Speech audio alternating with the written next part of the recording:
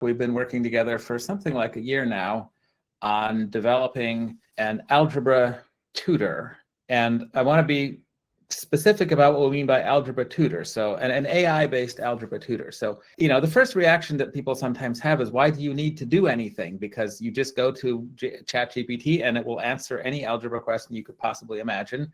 And just go use the chat. You don't need to develop anything. And the answer to that is that it will answer any question that you ask it. But the students that we're interested in are beginning Algebra 1 students, perhaps the ones who are having trouble, understanding math and are really not the best students and they need help. They have no idea what question they should ask, nor are they particularly inclined to ask a question. They don't know what it is that they don't know. They don't know if they're trying to prepare for a class in school, they have no idea what's going to come. So beginning students in particular need to be sort of led through a course of instruction where the system, tells them what it is that they need to know and then helps them learn it. So that's sort of the infrastructure that we've been building around a core of AI. And what we're building is a tutor, which is, for example, not a test taking or quiz or grading system. It's not interested in how well you score on a test. It's not a textbook that you're meant to just sort of read. It's not a teacher, which is going to kind of broadcast out to a lot of people the same thing. It's a tutor, which works one-on-one with an individual student to, help them, guide them, and show them that they're able to master this material and they'll be able to do well in school or on whatever test they have that comes somewhere else. So let's get started here. So we're going to make a new, we're sort of register a student. I don't know, let's call it Sam. And we will now start a session. So I'm going to go through the first couple sections relatively quickly. This is the student registration. My name is Sam, 15-year-old who has not yet taken Algebra 1. And there's some things here we'll show later. It's kind of fun things, like you can say, talk to me in German instead, and it'll just do that. But for now, we're just going to skip these things and move on. The next thing it wants to know is, how do you feel about math? So we even put some buttons in here to try to, get them started. But it's trying to get some response to them, like, I hate math or something like that. And it will now have a little discussion if you want, but as soon as they've expressed some sort of an opinion about math, it will encourage them to move on. And then we immediately jump into this question, which might seem a little bit jarring, but this is why we have Jerry here, because Jerry has done this countless thousands of times with thousands of students and finds this to be an effective way to get started. And according to Jerry, who is right here and could speak for himself, but I'm going to just say, his experience is that most students will answer 8x here without having ever seen anything before. They just somehow immediately make the leap, but not all of them. And in fact, it's an important thing to know about this system. If you go and answer all the questions correctly, it seems very wooden and mechanical, and it just says, good job, here's the next one. The power of it is when you get it wrong. So this is an actual answer from one of our trial students. I think my guess is they were seeing the X and thinking it was like a multiplication and they ignored everything else. So they answered 15. And in this module, the thing is very straightforward. It's like, no, here's how you do it. It's 8x. And you'll see this in all the later sections. It always starts by saying, well, let's see, is it right or not? And then, and only at the very end, does it give them a sort of a verdict as to whether it's right or not, or just relies on them seeing, well, I guess I was wrong because it's 8x. So one of the reasons that educational software has been such an abject failure, and it has for, since, I don't know, 1950s with punch cards or something, people have been trying to make programmed learning systems. They've consistently never worked. They've always engendered hatred on the part of the students, and I think justifiably so. And one of the main reasons for that is that they're so bad at responding to perfectly reasonable answers that the student gives, but which they're not sophisticated enough to interpret. In other words, the software is much stupider than the students, and they quickly realize this and lose respect for it. This thing is not like that. So we can answer something like this, which, if you imagine what your typical pre-LLM system would try to do with that. And here it says, you're absolutely right. There are 5 x's. And by the way, we write that as 5x. So trying to, guide them.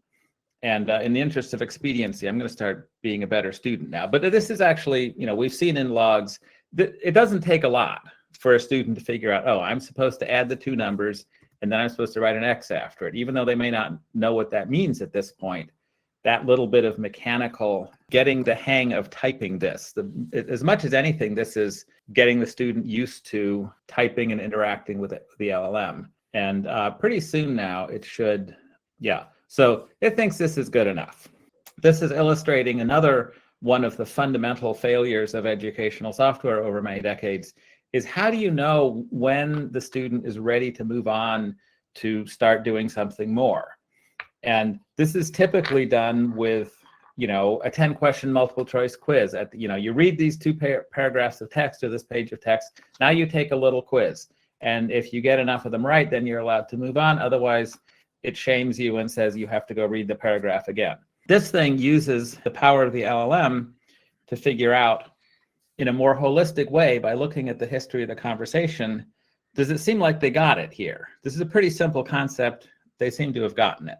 We're going to go to linear equations, this one. And I'm going to give it a really challenging form of answer, and I'm going to show you, I'm going to open up this. So this is not something the student would see. This is a sort of a developer console, which is showing, and what it's showing in this particular case is showing you that when the student enters, submits an answer, it's not just one LLM that's responding to it. There are multiple clones of this virtual tutor, which are examining what the student has said and making different categories of decisions about it. So here we're supposed to write 4, and we're supposed to write 9 minus 5 as the answer. But we're going to say something. So now when I hit enter, you see this springs to life here on the side. And it didn't work. Oh, that's sad.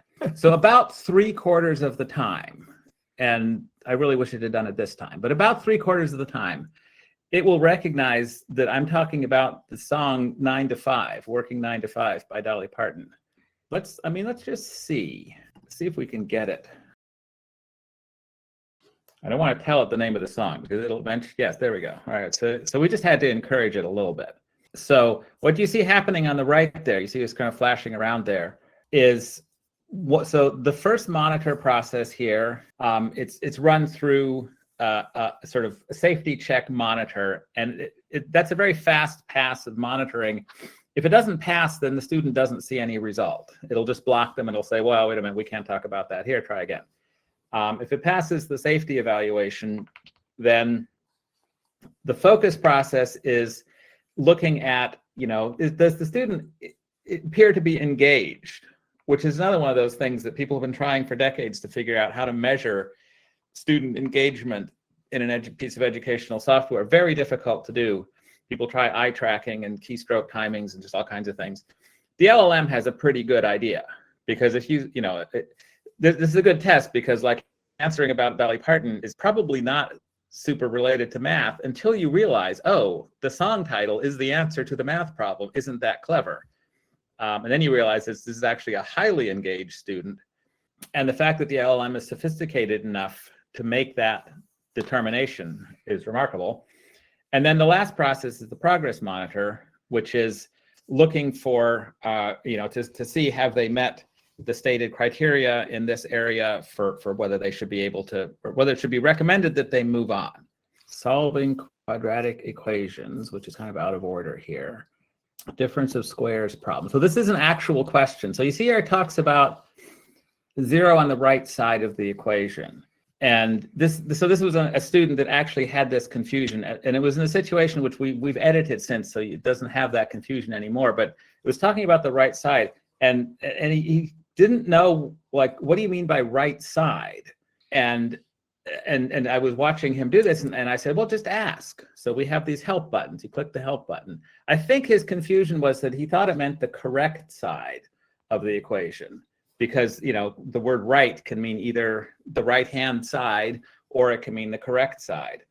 And as math people like both Jerry and I, it never occurred to us that you could possibly be confused, but you can. And so you can ask it. And these help buttons you see are populated everywhere. And they are arranged in such a way that when the LLM is answering this question from this help button, it knows it's sort of prompted with the detailed context in which it finds itself. So it knows this is, the module wherein it's taken the example that comes from down here, and it's used that example to illustrate what the right side means.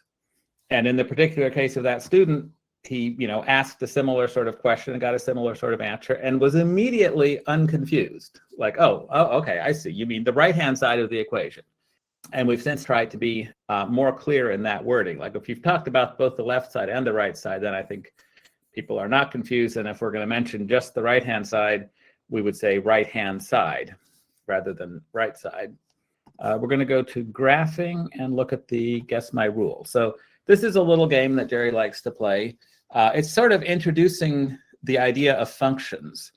And, a function is a mysterious black box where you put a number in and a number comes out. And so in this game, the LLM has in its little mind a rule, namely a function. And the student is meant to figure out what that function is by trial and error. So we started them off with you put in a 2, you get a 5 out, and now we're asking the student, give me another number. So I'm going to say 4, and it's going to give us another plot. So how is this working? Well, the LLM is writing little JSON tables with little specifications of the graphic it would like, and then there's a piece of Mathematica code that draws the exact graphic, which we painstakingly designed with the grid lines exactly the right level of gray, and things formatted the way we wanted. And this is a very powerful notion of the LLM in theory, GPT-4o, whatever, it can make graphics, but you'll spend half an hour arguing with it to get a graphic that's halfway where you want it to be. So instead you just say, the LLM decides what points should be there, what colors they should be, what the plot range should be, things like that. And then we have a concise, precise piece of Mathematica code that actually creates the graphic. So we'll just give it another number. And now it's giving and now we say, I think you're adding 3.